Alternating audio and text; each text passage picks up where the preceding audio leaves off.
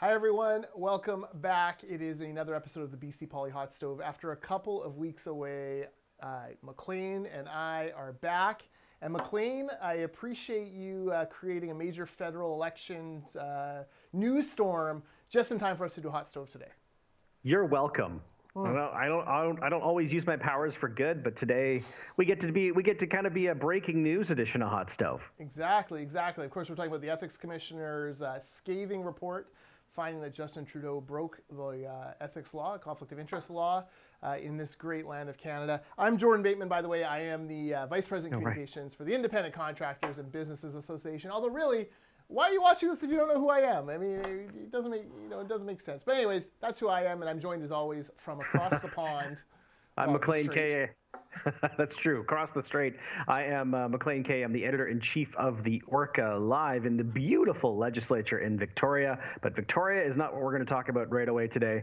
As you mentioned, the Ethics Commissioner ruled, and it's not a good ruling for the federal Liberals, is it? No, just every time they think they kind of slipped away from the SNC-Lavalin scandal, it grabs them by the throat and drags them back under the waves. This is as bad a bad piece of news that Justin Trudeau could possibly face, unless the RCMP has been secretly investigating this as well and are going to bring some sort of charges. That's about the only thing at this point that could get worse on this file for Justin Trudeau. McLean, this all goes back to the inappropriate pressure he put on Jody Wilson-Raybould when she was Attorney General, trying to get her to basically defer a prosecution on SNC-Lavalin. This is all just completely fallen apart for the Prime Minister, who has many pre-prime ministerial quotes in the bank saying things like, Canadians should never be embarrassed of their government every day, with new rules being broken every day. And, Canadians deserve integrity and ethics and honor from their politicians. And now, this is a guy who is the only prime minister in history to have been found to have violated these conflict of interest laws and to have been punished by the ethics commissioner. Well, you're exactly right, and it just happened today, so we have some time still to digest exactly what this will mean for the election. I mean, it's obviously not it's obviously not good news for the Liberals, but I think it's an open question to see how much the other parties will benefit. And by the other parties, let's be honest, we're talking about Andrew Scheer. We're talking about the Conservatives because that's the only other viable option for the next government. Will there be enough disaffected Liberal voters who will either A, not vote, or B, decide to vote for the Conservatives? I don't know the answer to that question. I suspect it's not, the answer is not zero, but is it enough of them to be decisive? I guess we'll see. Yeah, look, it certainly continues to rev up the Conservative base, which was already firing on all cylinders. The Conservative base, which is not a powerhouse on Twitter like the left side is, has managed to keep Trudeau Must Go trending for weeks now. Despite the Toronto Star trying to pretend that some Russian bots are doing it. Their own investigation actually found, maybe a few dozen tweets from the bots, which unfortunately amplify any, major hashtag that are going. This is real Canadians, real Conservatives demanding that Trudeau must go. So that's firing all cylinders.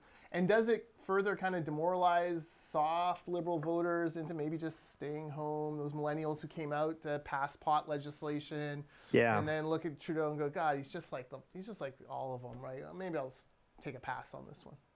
I think that'll be the biggest effect. Is I think it'll be people who voted Liberal in the last election, perhaps for the first time, or people who would have voted again, maybe for the first time for the Liberals in this election, will either not show up, or do something like, and this is the kind of thing that's going to get me some heat, and effectively throw their vote away by voting for the Green Party in ridings where How they dare you, are not sir. remotely competitive. Well, the here's the Greens thing: are going to win, Moose Jaw. Moose Jaw is a fantastic example. I could see there be some people who, well, actually, maybe it's not a fantastic example. Let's pick a riding where the Liberals might have been competitive in, but some of the ridings in suburban Ontario Surrey Langley's a good one because it was won in a Trudeau wave, traditionally conservative territory. John Aldag knocked off the late Dean Drysdale to win that seat, but it was really based on the Trudeau wave. Yeah, and so if you are a voter in that riding and you decide to vote Green, I'm not going to look at the vote totals. I suspect the Green vote total was somewhere around the neighborhood of 5 to 10%. 10% would be at the very high end. Yeah. So, I mean, are enough of those people going to go and vote Green to be decisive? I don't think so. And I don't mean to be picking on the Green Party here. I just mean there are two parties with a realistic chance of winning the next election. If you don't vote Liberal and you don't vote Conservative, there are a couple of ridings where your vote might be decisive, but when it comes to picking the next government, probably not. How dare you, McLean? I'll have you know the BC NDP are lending their best and brightest to the Jagmeet Singh campaign. Glenn Sanford's sending out fundraising emails for them. Like, what are you talking about? The NDP don't have a chance. They've got the Horgan machine behind them now. Come on. And they will need every spare gear and cog in the Horgan machine to hang on to their seats here in BC, which is crucial for them. I mean, I think even the most optimistic NDP strategist would suggest that if they can come out of this election with the same number of seats they have now, they would consider that a win. Miracle. That would be a miracle if they come out with the it same would. number of seats. I mean, so dead in the every single one of those seats in BC and Quebec that they can hang on to is they're in a big fight. So yes, every single spare gear, cog, and a foot soldier that the Horgan NDP can spare, they will have a lot of work to do in the next few months. Yes, absolutely. While we're on that topic, what do you think of that NDP, the NDP connection? The Liberals are trying to make the point that here you have and a BC NDP government who ostensibly supports things like LNG, then turning around and working hard to get a prime minister elected who hates LNG and would defeat it. It's true. The NDP, and we've talked about this before, the NDP are a unique party in British Columbia in that if you buy a membership to the BC NDP, you are also then automatically a member of the federal NDP. They are two branches of the same party, essentially. That is not true of the BC Liberals, and it's also not true of the BC Greens. Now, the BC Liberals even more so because they are a unofficial coalition of the Liberals and Conservatives. But I'm not naive. We talked about the Greens. I imagine that a lot of the people who are members of the BC Greens are also members of the federal Greens, but it is not automatic, is the point I am making. Yeah. The NDP is different. The provincial party and the federal party are one and the same. Yeah, exactly. And there's even municipal Green parties, and they're even further removed from the provincial and the federal wings. If you vote for Adrienne Carr, and she's a sitting Vancouver City Councillor, a Green candidate, Pete Fry, another one, there's very little crossover. I mean, there are no Green MPs, no Green MLAs, no one even with a sniff of a chance in Vancouver, despite the fact that you have those people on council. So you're right. Let's talk about a couple of behind-the-scenes things. We talked about Glenn Sanford. Do you think Trudeau has to throw Jerry Butts overboard again? I was just climb back on the ship. I was just thinking that, it's the timing of this is odd, and it's because the Liberals took some heat, not a lot of heat because it happened in the summer, and we're talking about very inside baseball stuff here, but for bringing him back, even in an unofficial advisory capacity on the campaign, not in the Prime Minister's office, for them to do that before the ruling suggests that they either A, thought the ruling would be today's ruling would be a lot softer on them, or B, that they didn't care. Yeah. Now, I'm not suggesting it's either one of the. I don't know which because I haven't had time to digest. You never think you broke the law, right? So I think they assumed they were innocent. You're probably right, or that there wouldn't be any blowback, or But for them to have done that just a couple weeks ago is very odd. It doesn't quite add up. I think you're right. I think they probably would be a little caught off guard by the severity. They probably imagined they'd get a slap on the wrist, but today's ruling was pretty decisive, and it's firm is the word that comes to mind. Yeah, and as the coverage has unfolded, the media have been pulling out more and more quotes from it, and none of them are good for Trudeau. No. And we are fewer than 10 weeks away from the October 21st election.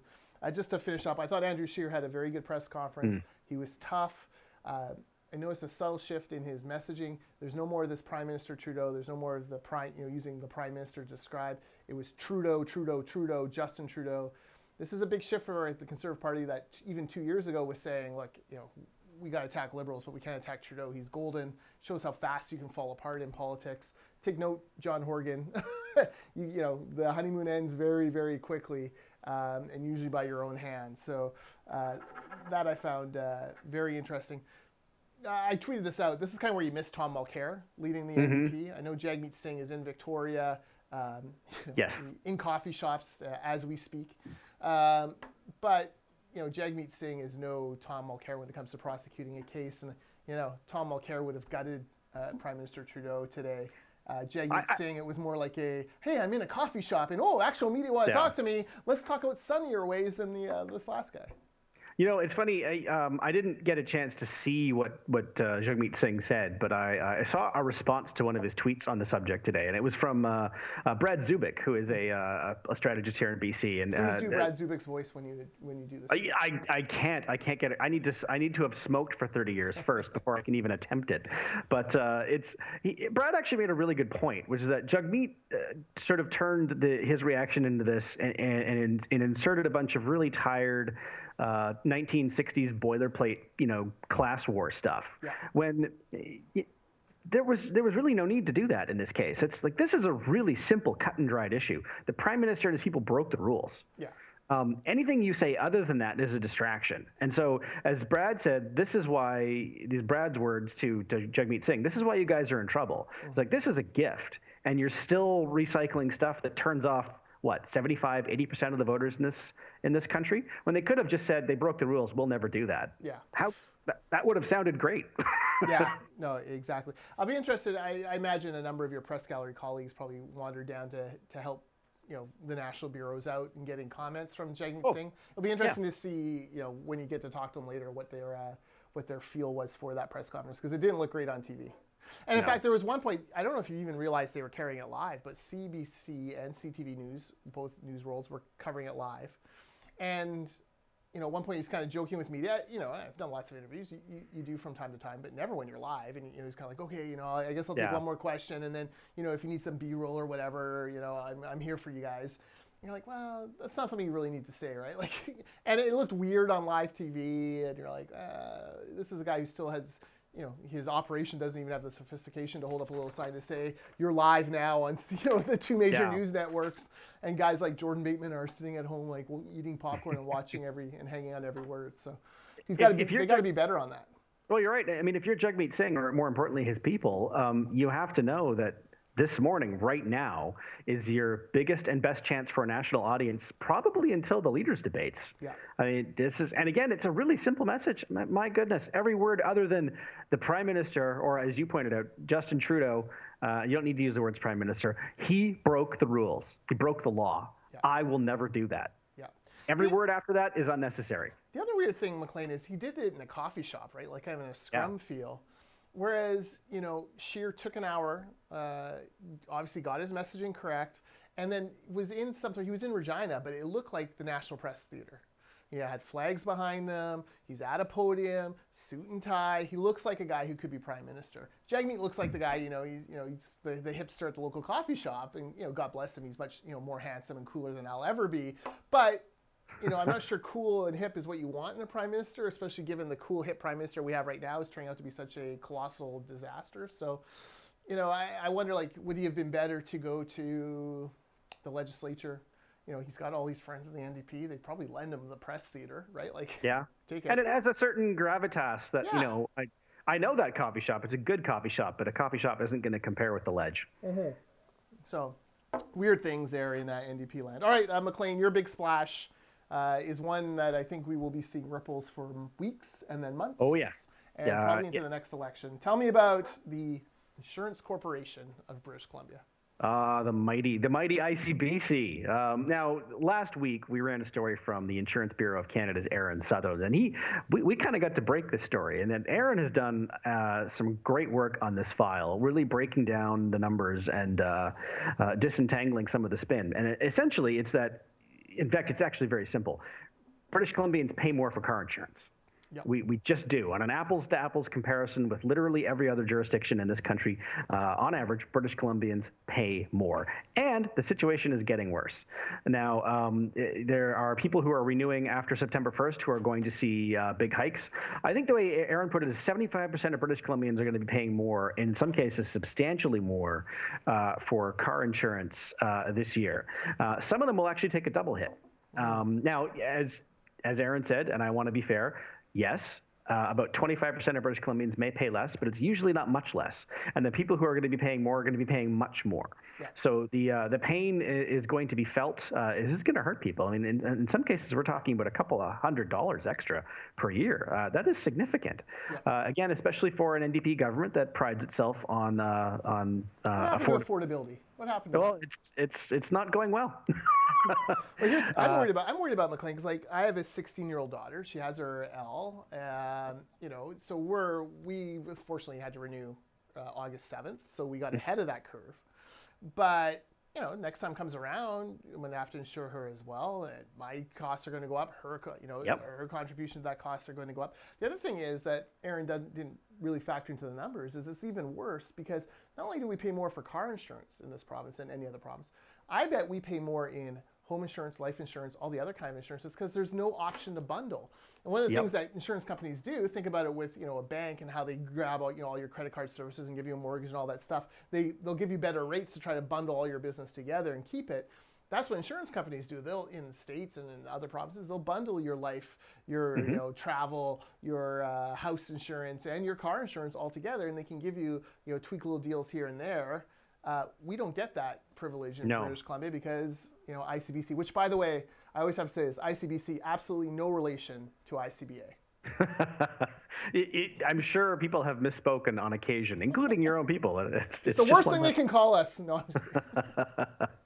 And you know what? As I think you have pointed out on a number of occasions, and I really like this point, is this is not a specific party problem. The problem with ICBC is it's run by politicians. It was a problem under the Socreds. It was a problem under the BC Liberals. It's a problem under the NDP. I think the solution is becoming increasingly clear. At some point, we're going to have to at least explore the notion of giving us all choice. Yeah, I heard Mike Smith on the radio this morning. He thinks that there's an actual real public sentiment shift on this, and I agree. Yeah. And I think that if the BC Liberals play their cards right this fall and just have story after story after story, like every day in question period, at least one question needs to be, this is, Mrs. Smith from Vanderhoof is in the gallery today, and her ICBC bill went up from this amount to this amount, and she wants to know from you, David Eby, why can't she afford, and like really hammer away every day, day after day after day after day after day after day. Partly because the media takes some 18 or 19 days to actually figure out that this is a big story, but also because it is a big story and it will be the number one issue facing British Columbia. And it's one where the Liberals can actually throw out a real wedge, which is we're going to open it to competition, or we're going to make it a co-op, or we're going to get rid of it altogether. And that is something that the NDP will never do because, by God, they birthed this baby, and it doesn't matter how ugly this baby is, it's their baby, and it's their baby forever. Yeah, and it's going to be a brush fire that's going to be hard to put out because every month there's a new wave, a new cohort of British Columbians are going to renew and find their rates are going up. I'm not until February. And so, and I'm not alone. So, there's going to be a wave in September, and it's going to be stories then because that's when the rate increase comes into effect. But then every month there's going to be another group, and there's no arguing with them. Their rates will have gone up. The proof is there. Yeah. They can say, well, on a comparison, the only comparison they're going to make is how much their rates were last year versus this year. That's the only one they care about. Yeah. And so any talking points, either blaming the previous government or looking at other jurisdictions, I promise you, Joe Driver from Surrey or Burnaby does not care. What they see that their rate is going up, and they want to know that the government is at least entertaining the idea of doing something about it. Yeah. You should wander through the press gallery parking lot, write down the insurance expirations of all of the reporters. Guarantee you, within 3 days of their insurance expiring, they'll have a story about how much rates have gone up. Yep, it's very true. Just all politics is local. All politics is local. All right, let's talk about Rob Shaw's cabinet report card. We should have brought Rob on. I could have just been like. Actually, that would have been fun. Except that he's much smarter than me, so I don't want to expose my weakness. But Rob Shaw gave the NDP cabinet a report card. Chris Gardner and I actually talked about this on the ICBA cast that we did yesterday. But first of all, McLean, I have a theory to posit to you, and I've heard from some very unhappy BC Liberals about Rob's piece. I point out that BC Liberals are unhappy with Rob this week, but I'm sure Rob will write something next week that the NDP will be unhappy about, and it goes back and forth. But I would also say this, and I have said this to, in fact, one of the BC Liberal critics. If you're unhappy with the grade that your cabinet minister that you're critiquing was given, that is on you as the critic because you did not make the case to the Rob Shaws of the world that this cabinet minister was acting inappropriately or acting poorly or doing dumb things. And Rob, he'll tell you, he lives in Victoria, he lives in the bubble, the political bubble, he goes to the legislature every day. He only knows really what he sees in the legislature. And in the legislature, if you're not landing a glove on him as a critic, that's on you. So if you don't like Lana Popham, getting a passing or above average grade for agriculture, you're absolutely correct. She is not a great agriculture minister. There are Facebook groups full of farmers just ready to torch her. They can't stand her. They've done, the NDP have done some really stupid things around the ALR. But you didn't make the case. And so Rob Shaw isn't in those Facebook groups, but he's in the legislature watching question period every day. He's in the legislature talking to MLAs on both sides of the House. You didn't make your case as a cabinet, as a critic on that. So before we get into some of where I differ with him, I think that's an important caveat to throw out because I like Rob and I think he's a straight shooter. Yeah, he is. I think Rob's a great reporter. One of the grades that I think has gotten the most blowback, and I think Rob would agree with this, is Claire Trevena, and I think that might have been an accident of timing because I think Rob even said that in a tweet. Is had he prepared this list literally 48 hours before, Trevena's grade would have been much lower. But then the lift announcement came that they were going to announce in Vancouver, and then she got some recency bias and some grade inflation. But I think in the fullness of time, Rob would step back and look at files like the Massey Tunnel and some of the other things that we've talked about a lot here. And monopoly. Yeah, and then, but this is paving the island she lives on, stuff like that is nonsense. Yeah, but because the Lyft announcement had come out literally that day. Yeah, look, and Lyft, frankly, they're coming to the Metro Vancouver market. There is a lot to be seen whether what happens, how many drivers they're going to have, is it going to be comparable to other services, what's Uber going to do, and frankly, BC is a lot bigger than Metro Vancouver. It ain't going to help Rob Shaw get to his next assignment. He's living in Victoria, so you can have all the Lyft you want in Vancouver. You ain't getting it in Victoria, Rob Shaw, so what are you going to do? So yeah, there was some recency bias there. The one I struggle with the most, and maybe it bridges back a bit to what we're seeing with Jody Wilson-Raybould. David Eby, top marks from Rob Shaw, A+ cabinet minister, calls him a political assassin. McLean, I would submit to you that the Attorney General of any province or any nation should not be a political assassin, but should actually be the Attorney General. And, here's a guy, and frankly, even as a political assassin, he's not as good as Rob paints him. He killed proportional representation. Yeah. Talk about recency bias. Did Rob just forget that whole campaign? Whoa, that happened this year, Rob. It was bad. He needs to be docked for that. Proportional representation he bungled. He loses more court cases than he wins. He's lost on Trans Mountain over and over again. He has no valid reasons to actually appeal it other than politics, and that's taxpayer money being flushed on the toilet. He lost against us on the first round on the community benefits agreement, the union monopoly. He wants it heard by his hand-picked labor relations tribunal. The courts have said no, this is a court issue. Now he'll no doubt appeal it and delay it, and by the time we actually get through this thing, the patella will be open and going. But I don't want my Attorney General to be a political assassin. I agree with that. I want my Attorney General to be cold and dispassionate and just carrying out the laws of the land, no matter who passed those laws. So I don't understand how he gets high grade. That grade I found just absolutely mind-boggling.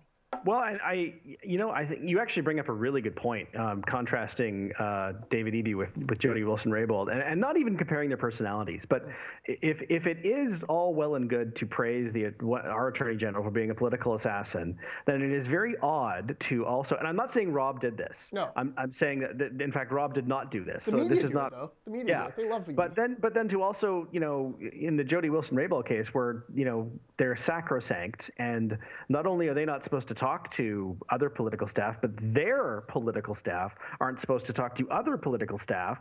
I'm suggesting that we have a basic contradiction here, and both models cannot both be correct. And we have to figure out the role of the Attorney General in our system in Canada broadly, not just British Columbia. And if they need to be sort of hived off from cabinet and divorced from all political considerations, fine.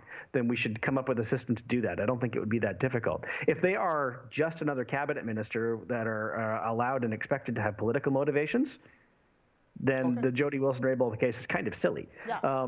So both can't be true. And again, I can't underscore this enough. We are talking about Rob's grade. Rob did not say that it's okay for David Eby and Jody Wilson-Raybould. That is not. He called Eby a political assassin. Yeah, he did. And I think Smitty's called him a crusading attorney general, as if the guy's fucking, or sorry, I shouldn't swear, Batman running through the streets, tackling bad guys. Again, we have no money laundering arrests. We have no money, like in the one investigation went on completely collapsed, and there's a lot of discussion, chatter behind the scenes about whose fault that actually is. So I thought Rob was surprisingly low on Farnworth. Is Farney falling out of favor? Like, what's going on? Who doesn't love Farney? Well, I think Rob would probably. I'm not to Is speak it just for Rob. marijuana? I think it is. That's exactly what it is. I think it's the marijuana rollout, which I like what you did there. You know what? I have a sinking a suspicion rather that the red light cameras might also play a minor role in that. I don't think that's been Does rolled Rob out have a very ticket that he's worried about? Is that... I don't think so. Yeah. But I think Farnworth has been very effective in the House and with media, and remains effective in the House with media. But on those files, I would agree that it hasn't gone perfectly yet. Yeah. Rob Fleming, there's a piece today, more portables in Surrey than ever before. Yeah. This was the guy who looked the people in the eye and said, "Oh, we're going to get rid of these by 2021 or whatever." And this is worse than Gregor's homelessness promise, right? Like, there's no progress on here. And no, it's first progress. Yeah, and I want to flag something for you, McLean, and something that I'm curious about, and maybe something to keep an eye on. So CTV News did this story. It was in the Fin today about the number of portables growing. And at the very bottom, they finally get a hold of, they asked the minister for a comment. The minister doesn't comment, but the ministry comments. This is the nonpartisan GCPE ministry. And they come out and basically say, well, the previous government didn't build any schools, or only built one school in X number of years, and the previous government did this and this and this, and our new government is doing all these wonderful spaces, and they'll be open within a couple of years. That was a really interesting partisan comment. That was like Jeff Meg's partisan kind of, that was not a nonpartisan, dispassionate, frankly, I think it violates the code of ethics that public servants are supposed to put out. And I ran it by a couple of former public service employees, people who passionately love the public service and give me gears for being anti-bureaucrat all the time.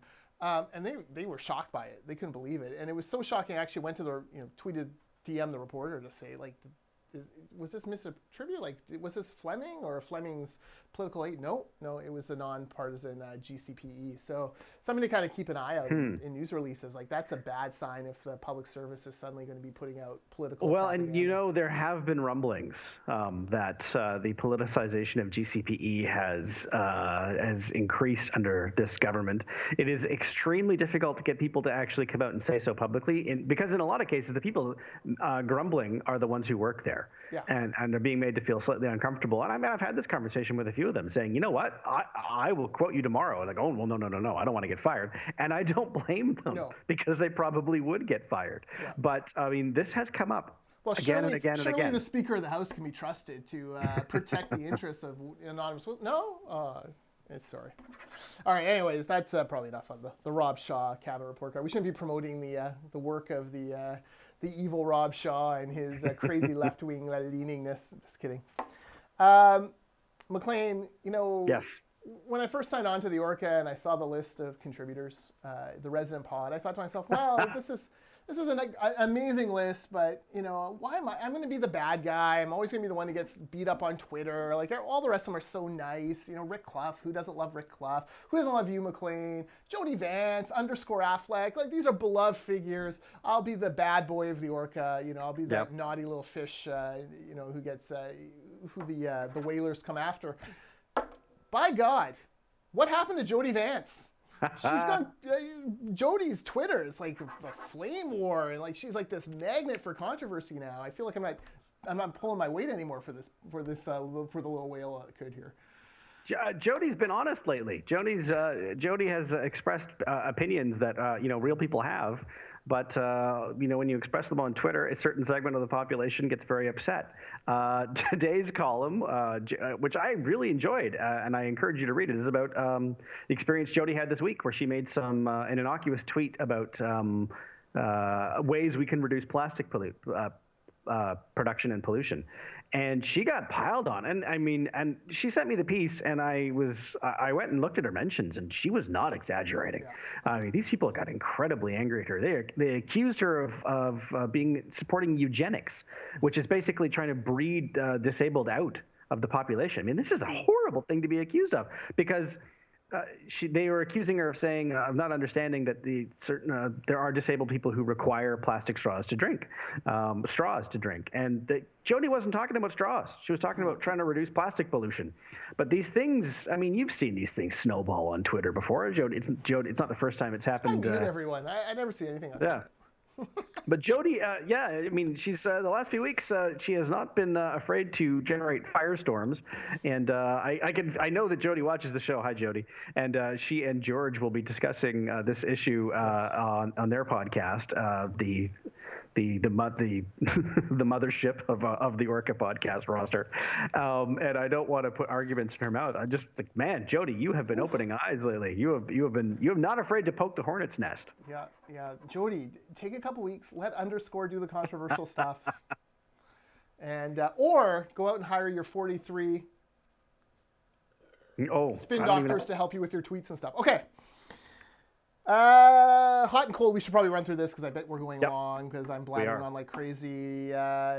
We've actually talked about the people who we think are hot. I'll give one out to Ethics Commissioner Mario Dayan, who I think shocked everyone with coming out this report today that was so strongly critical and found that Justin Trudeau broke the law. Who do you have as the hot politician?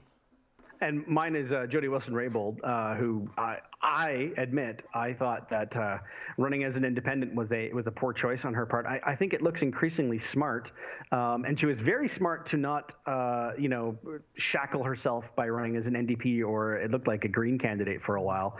I mean, this report appears to largely, dare I say, completely vindicate her. And so if there is an independent candidate anywhere in this country that has a realistic chance of winning and being a very interesting player in Parliament, it is Jody Wilson-Raybould.